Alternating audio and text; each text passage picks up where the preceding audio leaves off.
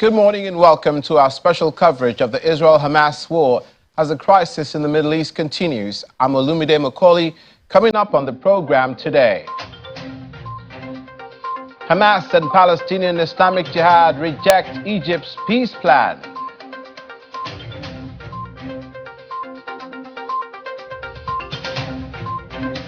Qatar's Emir and President Joe Biden discuss joint mediation for Gaza ceasefire.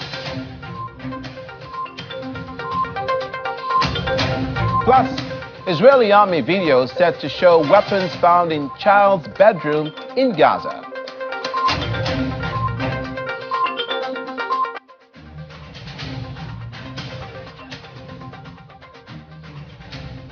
Thank you so much for joining us today. Hamas and the Islamic Jihad have rejected Egypt's proposed plan to end the war in Gaza. Now, Egypt's proposal would have seen the release of all Israeli hostages and Palestinian prisoners, ultimately the relinquishment of Hamas power and the establishment of a technocratic government in Gaza. Two officials from Hamas and Islamic Jihad denied the information the Egyptian sources provided. A member of Hamas political bureau, Izzat al-Rishq, reiterates in his words there can be no negotiations without a comprehensive cessation of aggression. The Emir of Qatar, Tamim bin Hamad Al Thani, has discussed developments in Gaza and the occupied Palestinian territories in a phone call with U.S. President Joe Biden. According to a statement put out by Qatari state news agency, the QNA, the leaders emphasized the significance of joint mediation efforts to calm the situation and reach a permanent ceasefire. The White House noted in a readout of the call that the leaders spoke about efforts to secure the release of all remaining Hamas hostages, including American citizens. The readout also reports they discussed the ongoing efforts by the two to facilitate increased and sustained flows of life-saving access to humanitarian aid into Gaza. Now, a meeting that went on for several hours between senior Biden administration officials and a close confidant of Israeli Prime Minister Benjamin Netanyahu regarding the next phase of the Israel-Hamas conflict has come to a close. Ron Dermer, who's a member of the Israeli War Cabinet and a former ambassador to the U.S., departed the White House after more than 4 hours following a meeting with Secretary of State Anthony Blinken and National Security Advisor Jake Sullivan. Discussions included transition to a different phase of the war to maximize focus on high-value Hamas targets, steps to improve the humanitarian situation, and minimize harm to civilians, and securing the release of the remaining hostages. They also discussed a plan for post-conflict Gaza. The White House told reporters last week that Israel had assured the U.S. it'll transition to operations of lower intensity, although the administration will not put a specific timeline on that move. Meanwhile, Israel's defense minister says the country is in a multi-arena war as it faces attacks from 7 different arenas. Speaking to the Foreign Affairs and Defense Committees in the Israeli parliament, Yoav Gallant warned of a long fight ahead for the country.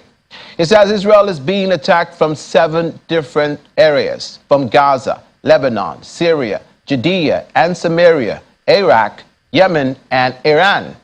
He used biblical names Judea and Samaria to refer to the West Bank. Mr. Gallant added that anyone who acts against Israel is a potential target and there is no immunity for anyone. His comments follow Prime Minister Netanyahu's remarks on Monday that the war is far from over after the Israeli leader visited Gaza for the second time since October the 7th.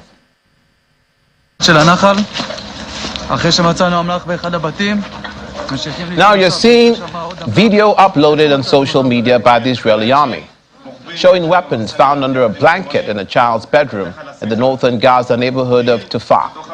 A further unverified video is set to show Israeli troops operating in the same area. Israel is determined to pursue its goal of destroying Hamas in spite of global calls for a ceasefire in the 11-week-old war. Amidst concerns the conflict could spread with the U.S. and Iran allied forces attacking each other elsewhere in the region.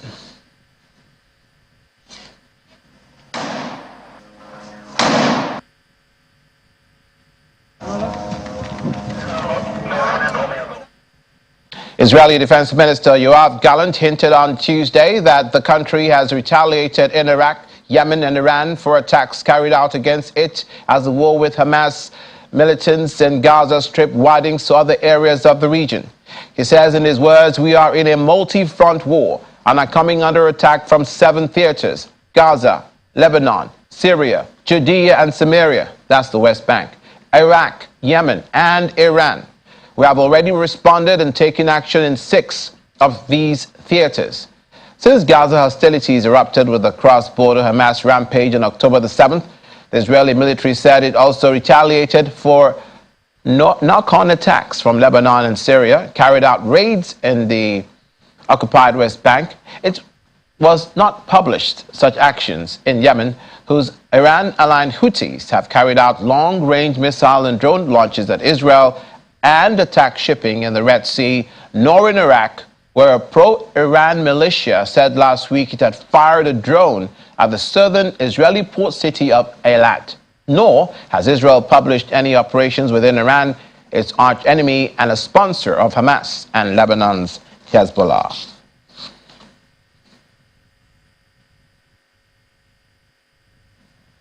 Israel's chief military spokesperson, Mr. Daniel Hagari, said on Tuesday that the attacks at sea on ships which have no Israeli links is an act of Iranian terror and is carried out by the Houthis.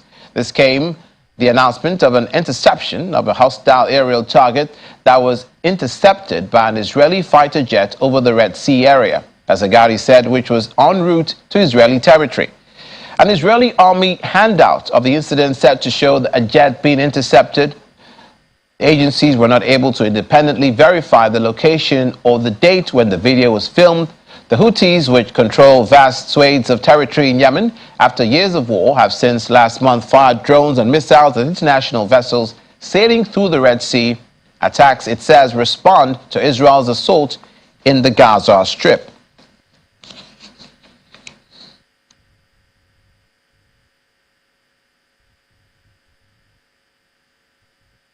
Now we'll be speaking with Mr. Oluseyi Adeyemo, a public affairs analyst who joins us from Lagos, Southwest Nigeria. Good morning and welcome to the program. Good morning. Thank you so much, Olumide, for having me. Compliments of the season. Compliments of the season. It's our pleasure to have you.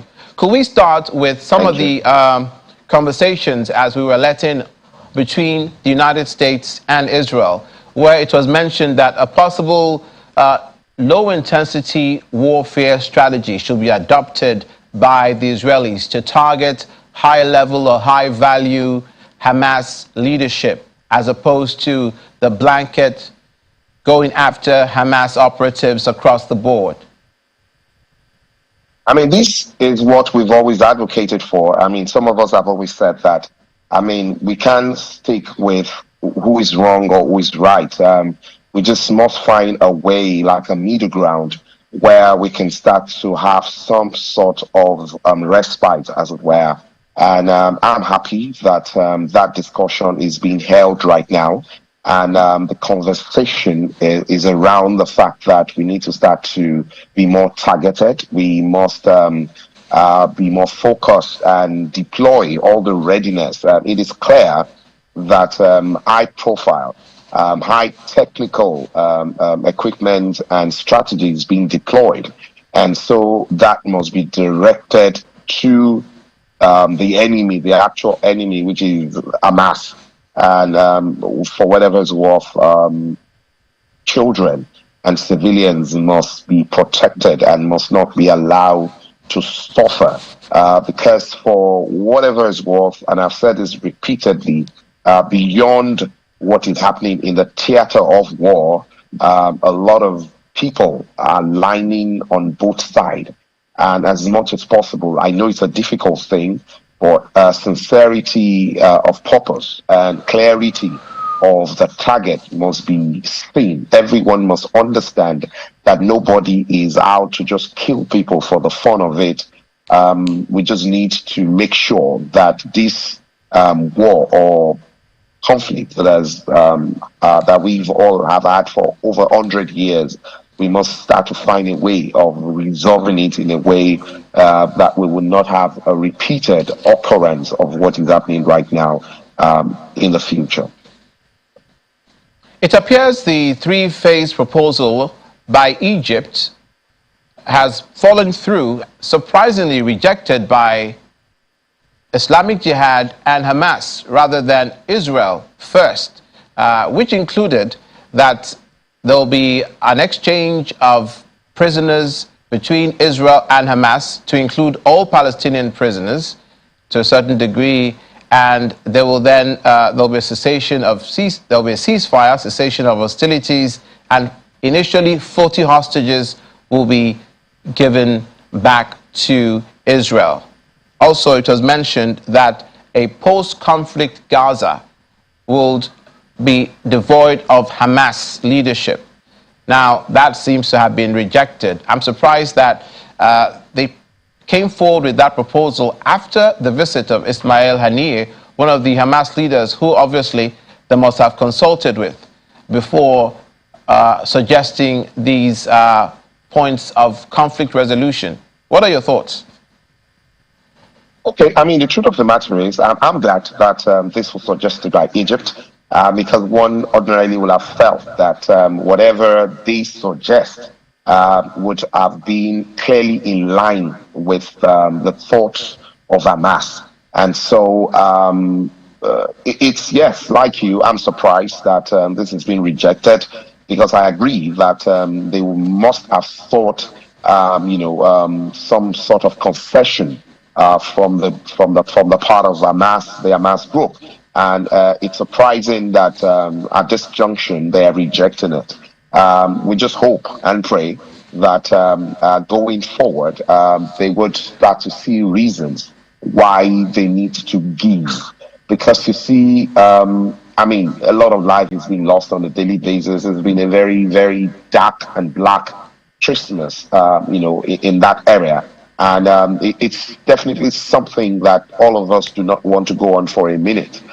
So one is hopeful, and particularly since this kind of suggestion or proposal is coming from a place like Egypt, I believe that it means that they are seeing reason, and that is what we've always advocated for, the ability for people to see the other side. Because usually the problem with wars and conflict is the fact that when you're holding firmly to your own side of the divide, and that definitely is not the way to go, because no solution or resolution can be gotten if you keep holding on to it. So, like I said, I'm hopeful and trusting that going by the fact that some sort of engagement has been had before these things were brought onto the table, I want to believe that we will be able to find a situation where in the nearest future they will start to agree to this suggestions or resolution that is being proposed. Yes, indeed. Just to reiterate, so there are two resolutions, rather two suggestions for mediation, one from Egypt, one from Qatar. The one from Egypt seems to have been rejected by Hamas and Islamic Jihad. We haven't heard back from Israel concerning their three-phase gradual cessation of hostilities from Egypt. Now, the other between Qatar and the United States, which we reported this morning, also seems to have Israel being the target of this mediation efforts, as opposed to Islamic Jihad and as opposed to Hamas. Is there a danger of a falling out between the United States and Israel over this insisting of the United States that they scale down the tempo of their hostilities? If you really examine the tone that has been employed by the United States, and again, as someone who plays in the diplomatic space, I admire the way they've continued to craft, the languages and words that are used in this, because that has been done with a lot of care. And if you really look at it, it does not portray or does not give to the fact that there will be any time that it will fall out. what they're saying is there's a need for us to change the way things were being done. There's a need for us to find a way of pursuing peace. There's a need for us to resolve this problem. But no, I do not I do not suspect that there will be a time where the United States will ever fall out with Israel. Because look, all of these things, both the conflict, both the relationship, are long-standing. A lot of structures, a lot of affirmity has been built over the years, and those are not things you just dissolve or you just walk away from. A lot of things are involved, a lot of economic consideration, a lot of history, a lot of relationship, a lot of things are involved, and that's why it is not an easy, not an easy take, not an easy solution, it's not a walk in the park. It's not something you just decide, oh, this is the way we want to go, or this is what we want, and you then get it. But I am happy that there's a commitment. It's clear that the whole world see that what is going on right now should not go on. Because you see, people have grown. A lot of people have been born. We're talking about over 100 years into all of this conflict. People have made up their mind, their stereotypes, their beliefs. It is beyond just a conflict. It's become something people have grown into. And so there's a lot of effort that needs to be made for all of us to understand that the peace of the world, the uniteness of the world is beyond whatever wrong, whatever pain, whatever conflict that has succeeded for over the years. So it is about time that we start to navigate, and that's what is happening. So I do not suspect that this will really negatively affect the relationship that is between the United States and Israel. No, I do not see that. Now let's see what's happening on the ground in Gaza and in Israel. For statistics, as far as casualties go, 20,000, and I expect and counting, civilians who've lost their lives, including women and children, according to figures published by Gaza's health ministry run by Hamas. On the Israeli side, hundreds of their soldiers perished, including those on the October 7th massacre that happened in Israel. 100 plus men still in captivity. About 19 women still in captivity. 2 children as well still in captivity. And a number of senior citizens, octogenarians and older than the age of 70, still held by Hamas. In lieu of the fact that we reported today that Israel says that Hamas continuously uses civilian infrastructure to carry on their campaign against Israel. Do you find that they will ever come to the negotiation table, that is Hamas, given that they use these tactics as disclosed by Israel? The truth of the matter is, like you just reeled out, every day they're losing more people. Every day their defense is being broken down. I must say, it's not a positive thing, but they've done a great job by you really can't say they've been able to locate them. What you see is equipment where they have left where they were and they have moved on to another place and all of that. So they've done a great job in strategizing and moving around swiftly as they've done so far. But the truth of the matter is, on a daily basis, their camp is being depleted, their strength is being weakening, and shooters, yes, this is the way they've played over the years. This is their strategy, using the human infrastructure as their cover, because they feel that they're fighting against a stronger opponent, and so the way to go about, because of course it will naturally get the attention of the world. There's no way the world will close their eyes seeing the fact that civilians and children are being killed over and over again. And so they have continued, they've mastered the act of using these as a strategy. But the truth of the matter is, this cannot continue forever. And that's why we just pray that this is resolved as early as possible, so that too much more people will not continue to die, because this is avoidable. It's about just coming to the table and understanding. And I'm happy that in some way you're finding people, on both sides, seeing the other side, the way other sides see their things, and they're saying, look, the way we have deployed or done things are definitely not the way. I mean, I've seen a lot of young people from the Hamas end come to the fore and say, I mean, probably this is not the right thing that we're doing. So I believe that yes, they have continued to use this as a strategy, but obviously they cannot hold on for too long, because like we clearly see, and it's been reported and you just reeled out, a lot of people are dying on a daily basis. Some of them are not even being accounted for. So this cannot continue forever. I mean, without a doubt, there's a proverb in my place that says that as that person that the masquerade is chasing is getting tired, the masquerade is also getting tired. So as much as they are using these people and a lot of people are being killed, obviously their camp is being depleted and their strength is being weakened.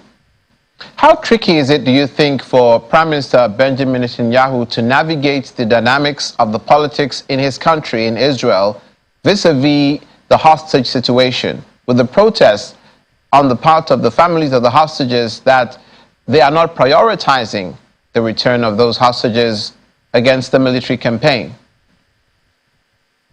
The matter is, I think he's done a great job, I mean, so far, because the truth is, people are pained. Individuals have lost their family members. I mean, we've seen videos of people, the way they were treated when they were arrested or when they were captured. Horrifying, very gory pictures and sights. But the truth is, so far, the way he has managed, going to the theater of war, encouraging, continuing to keep the same narrative and saying, look, we must pursue this to the end. I think he's done a great job so far. And in managing politics, I don't think there's any Israeli, major group of people that would say that he's not done, considering how the whole world have come together to say, look, we cannot allow human beings to be killed at the space, they were being killed. And he's held on, he's managed that, he's not, he's been able to pan, to both sides and say, we can't afford to renege, we need to take out Hamas. And how he's also listening to reasons, how they've agreed to some of the suggestions that have been proposed. Like I said, I think so far he's managed this scenario very well. And as a diplomat, I think he's done a great job. And I don't think that any reasonable Israeli can completely score him that he has failed in the way he's managed this so far, at least for the Israelis. The hostages remain the sore point with the Israelis for the obvious reasons that these are human lives that have been held captive for over 2 months now.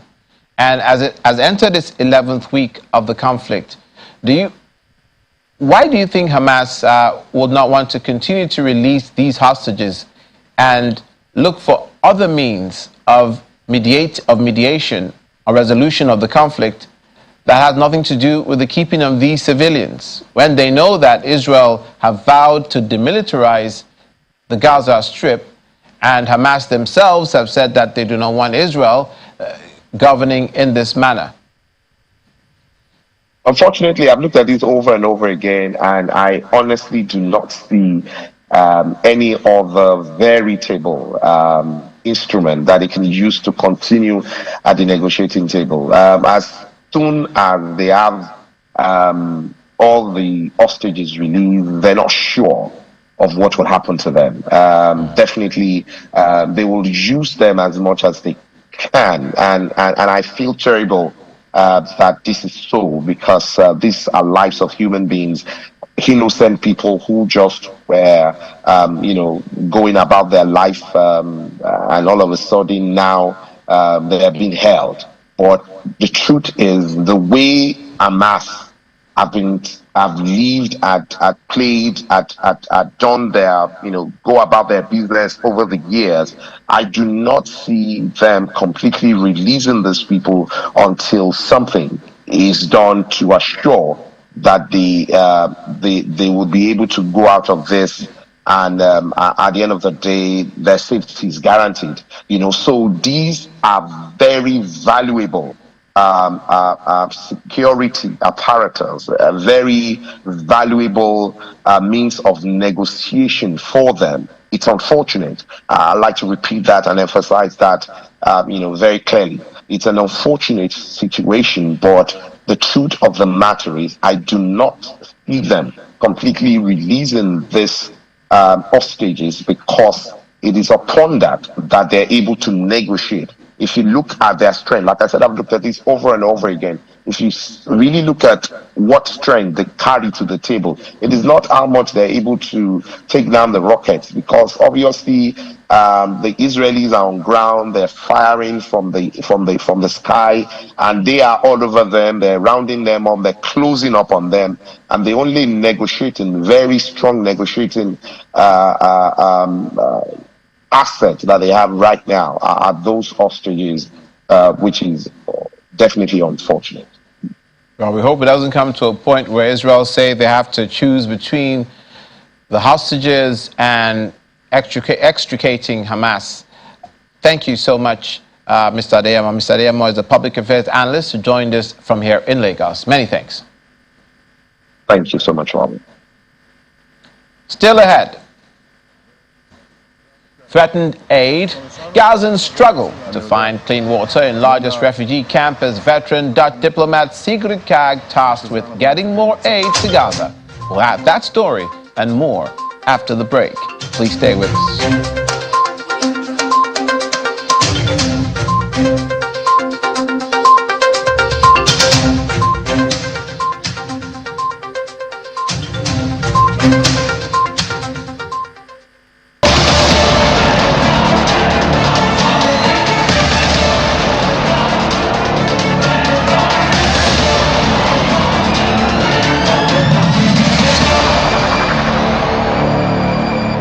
Welcome back. You're watching Channels Television special coverage of the Israel-Hamas war.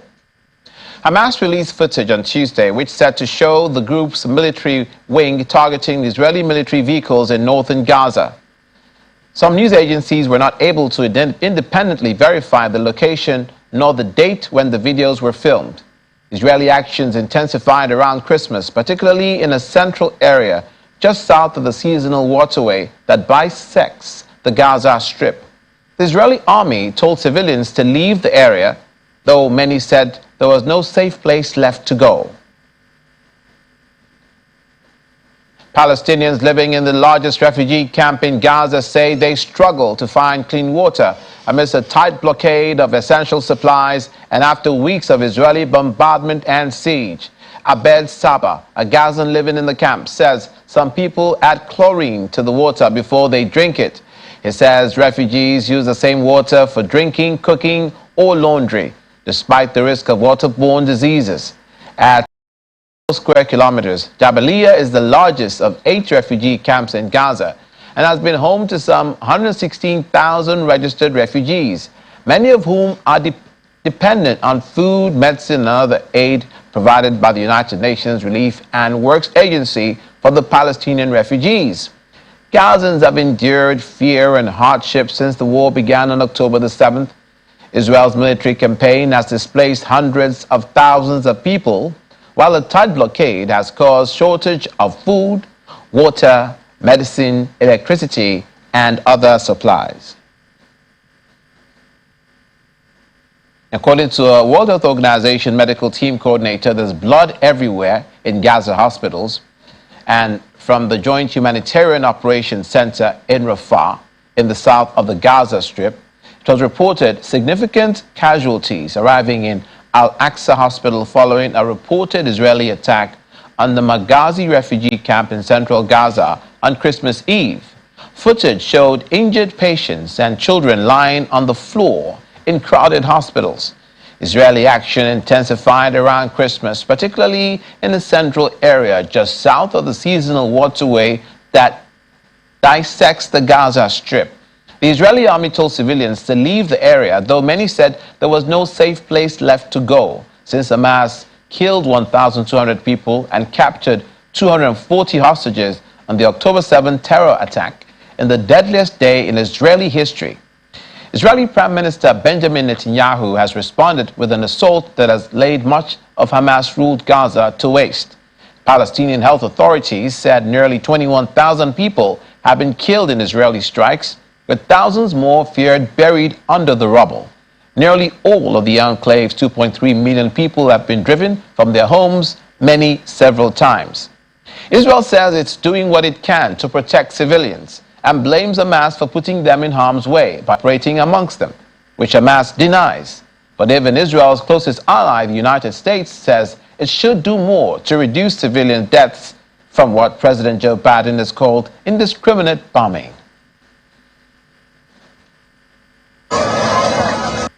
We heard about significant casualties arriving in Al Aqsa Hospital.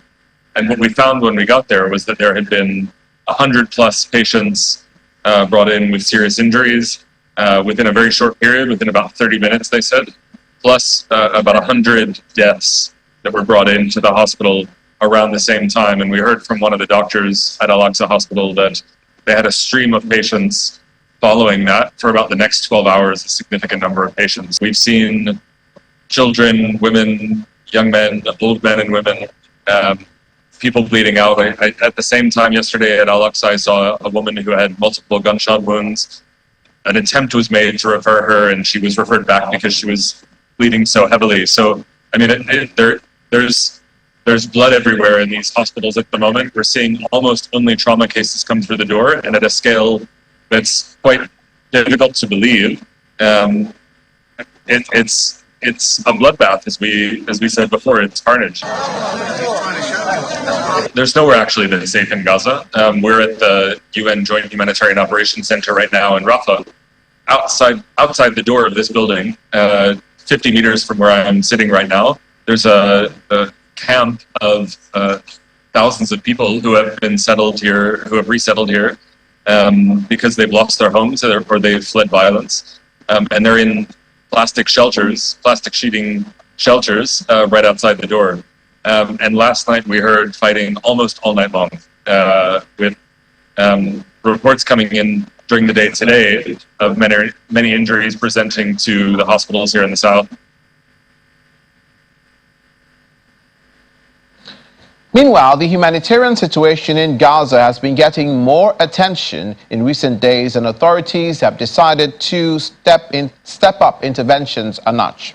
A Dutch politician and a veteran United Nations diplomat, Sigrid Kaag, will take charge of the international body's efforts to bring humanitarian relief to war-ravaged Gaza, filling a position created this month in a breakthrough UN Security Council resolution.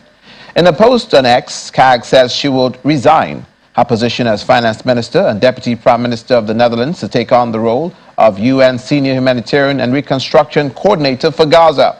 The appointment, which is set to take effect on January the 8th, comes as conditions in the besieged Palestinian enclave reach nightmare levels, as reported, as the chief of the World Health Organization put it after a recent visit. Shortage of power and medicine have stripped hospitals of most functions, and the risk of famine looms over Gaza's population. UN Secretary General Antonio Guterres has also accused Israel's tactics in Gaza, which include intensive aerial bombardment, of creating massive obstacles to the distribution of humanitarian aid inside the Strip.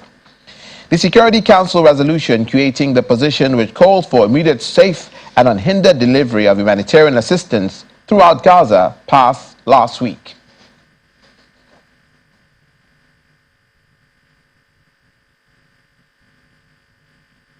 Now we're pleased to have with us Dr. Humphrey Ojako, former ambassador to Switzerland, who joins us from London in the UK. Good morning and welcome to the program, Compliments of the Season. Good morning, and thank you for having me again this week.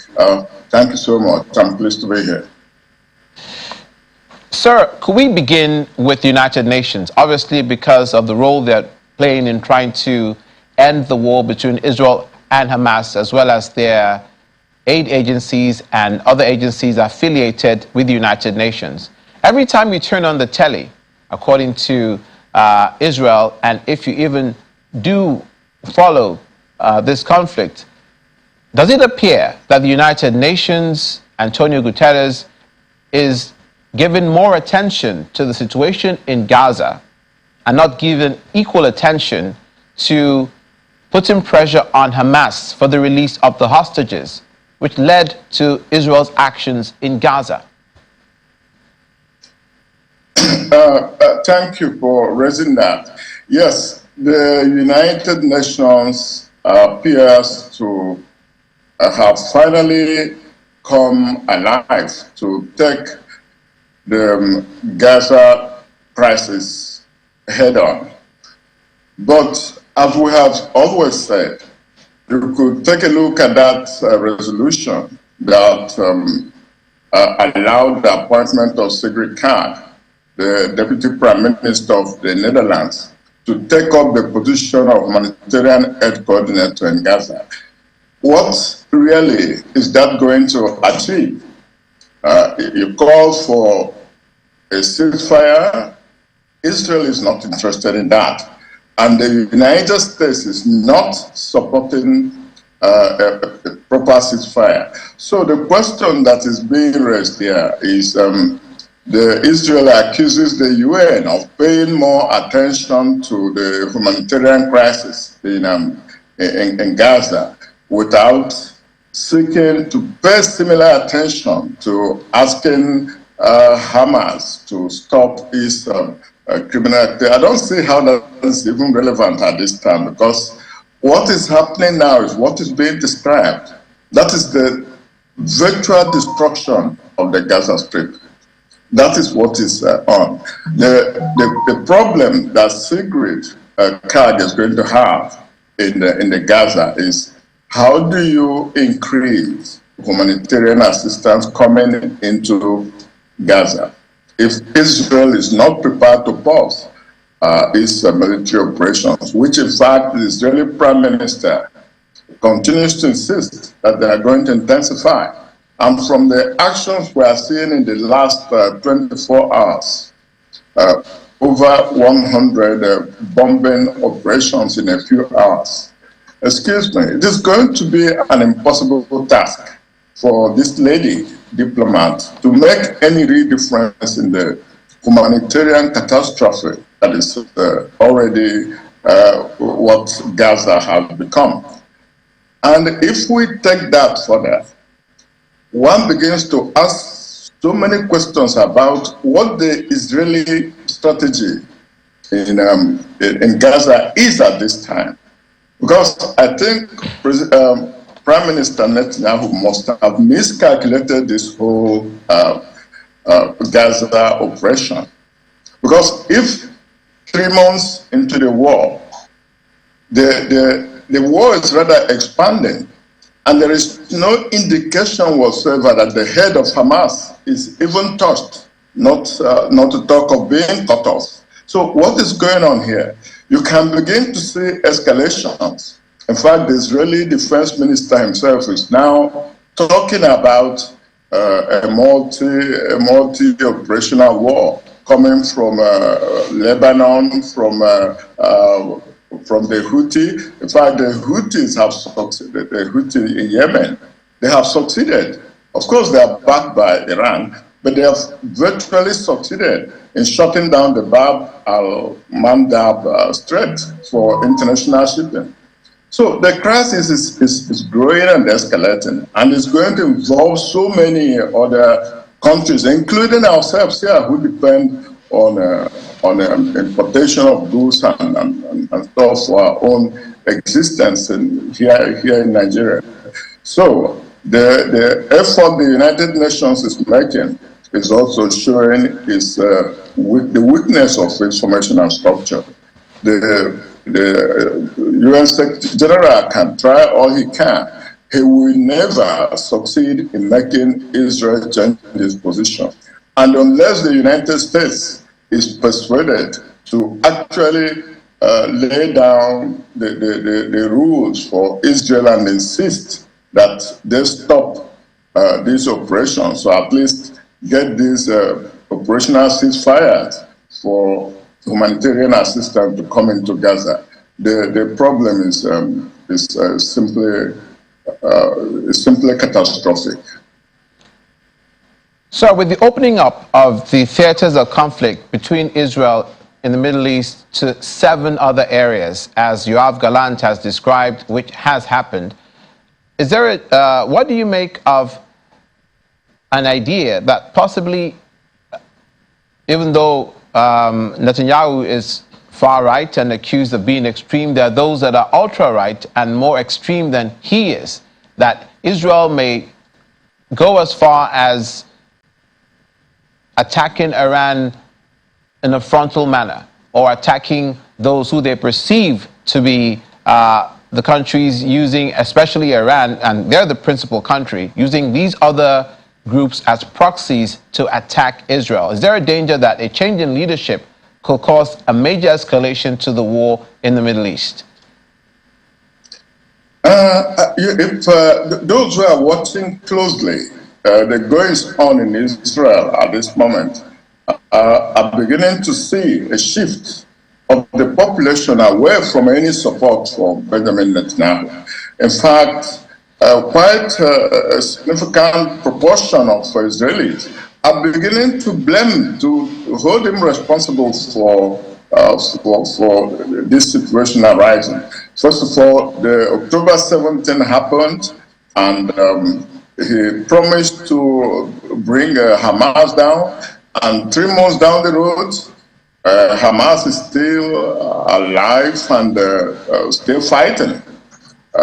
Yes, Gaza has been virtually destroyed, as we say, but it hasn't solved anything. And now you can begin to see these escalations. Yes, there is no direct confrontation between Iran and Israel. If that happens, I think the United States is doing everything to stop the escalation and spread. But Iran is being very effective in using its proxies, both in Lebanon, now in Yemen, and frankly in Syria and other places. So Israel is sort of getting itself into a much bigger war than it planned originally. And change of I call it the alt-right government in Israel. I don't see how that is not going to cause a certain chaos at this time, until and unless there is a properly defined goal in Hamas to achieve a permanent ceasefire and begin to discuss how does Gaza get governed in the absence of Israeli hostility and bombardment and war. What the world should be looking at, and I think that's what the United Nations is looking at now, is a post-Israeli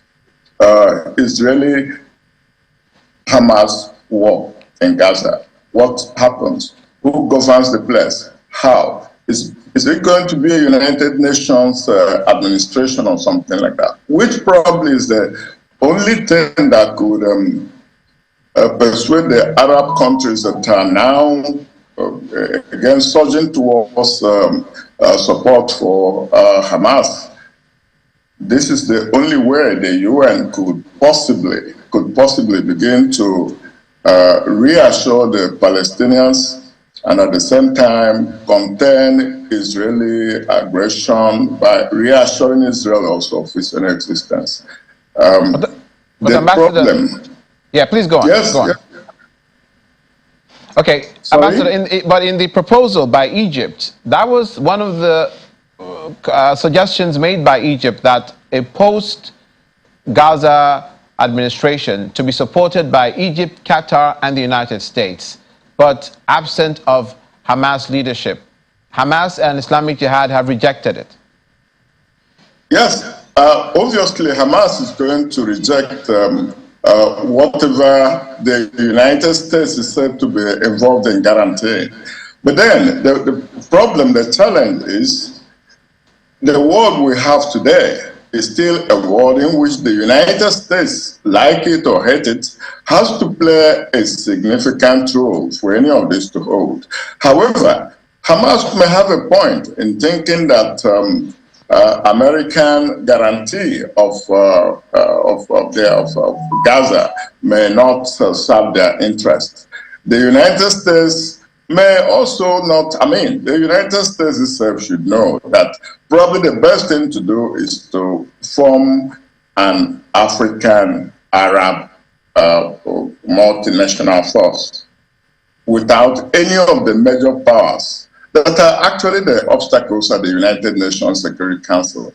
So why not some African forces, some Arab forces, which Hamas will accept, which are not known to be inimical to the interests of Israeli security I think that could work.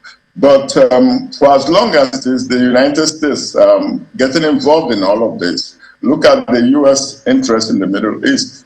As at yesterday, the Americans were still fighting proxy wars, even in Iraq. Even in Iraq, that should be already pacified. The United States is the force fighting the Houthis right now. In fact, it's becoming almost an open conflict between the Houthis and the United States. And these are all groups supporting Hamas and supporting the Palestinian cause. So how does it work for Hamas to agree? Especially in the face of the fact that Israel has not been able to decapitate the Hamas leadership, which was one of its major war objective. That hasn't happened. An African-Arab coalition that you mentioned sounds like a very interesting, out-of-the-box idea, proposition.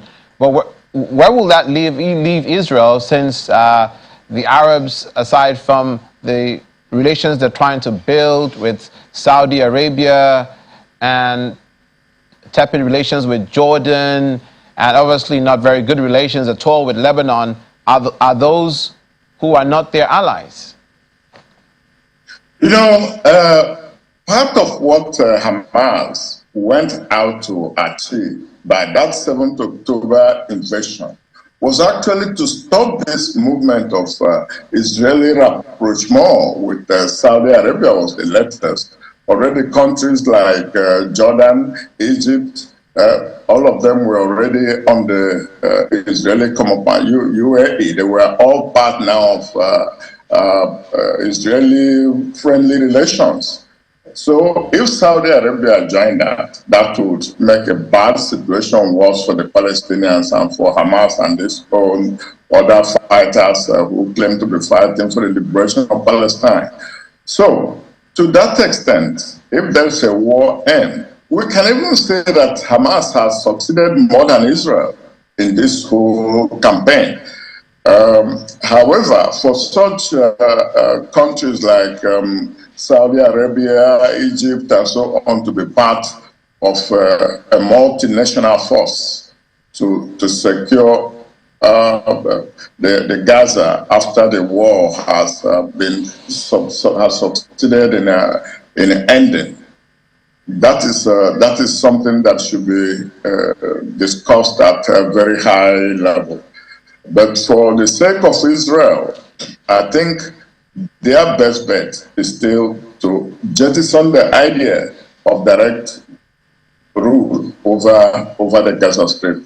That is what Benjamin Netanyahu wants. That is what his ultra-right-wing government wants in Gaza, to control the place militarily and administratively. But that is going to be a boomerang. That is going to be a very bad policy. So the best bet still is for the Arab countries that Israel can accept and that have also on the side of Hamas can deal with, for them to align with a purely African force to maybe countries like India could contribute troops to that force to stabilize the situation, and then go into the proper diplomatic discussions for end of the Palestine-Israeli conflict. And that is where the two-state solution comes in. Hamas doesn't want it. The right-wing government in Israel doesn't want it. But ultimately, that's the only solution. And that's what I think the United Nations should be working on. After all, Israel itself was created out of a resolution of the United Nations in 1947. So why can the United Nations not go the same route in creating a state of Palestine now and then making it a fait accompli? And then the details can be discussed and eventually agreed. Thank you so much, Ambassador. Thank you for your time. Former Ambassador to Switzerland, Dr. Humphrey Ojakor, who joined us virtually from London. Many thanks. Thank you so much. Thank you. The Israel Defense Forces, IDF, is using its ground, air, and naval troops to strike at what it says are terror targets in the Gaza Strip, according to a statement from the military on Tuesday. As part of assistance to the ground troops, dozens of IDF fighter jets struck over 100 Hamas terror targets, including tunnel shafts, infrastructure, and military sites used by the terrorist organization to attack IDF troops. It said in a statement, comes as Ron Dermer, considered one of Israeli Prime Minister Netanyahu's closest confidants, is meeting with officials from the White House and the State Department to discuss the next phase of the war in Gaza. The U.S. has looked for Israel to move away from the high-intensity war it's waged for nearly 3 months in Gaza. More than 20,000 people have been killed and 55,000 injured since October 7, according to the Hamas-controlled Ministry of Health in Gaza. Sources could not independently verify the numbers released by the ministry in Gaza, as access to the enclave is limited and reliable numbers are hard to come by. The Indian Navy will deploy guided missile destroyer ships in the Arabian Sea as a deterrent after an Israel-affiliated merchant vessel was attacked off the Indian coast over the weekend. The Navy said it was investigating the nature of the incident on the vessel MV Champluto, with initial reports pointing to a drone attack. India was committed to keeping sea lanes in the Indian Ocean region safe as secure for maritime trade, according to the Defense Ministry. The U.S. Pentagon said on Saturday that a drone launched from Iran struck the MV Champluto in the Indian Ocean. The strike came as a U.S.-led task force was trying to counter similar challenges in the Red Sea. Iran's foreign minister on Monday called the U.S. claim that Iran had attacked the ship near India baseless. The vessel's crew included 21 Indians and 1 Vietnamese citizen. And that's where we leave it for this morning's coverage of Israel-Hamas war. Please stay with Channels Television for all of the news, all of the time. I'm Olumide Bukoli. Have a good day. Compliments of the season.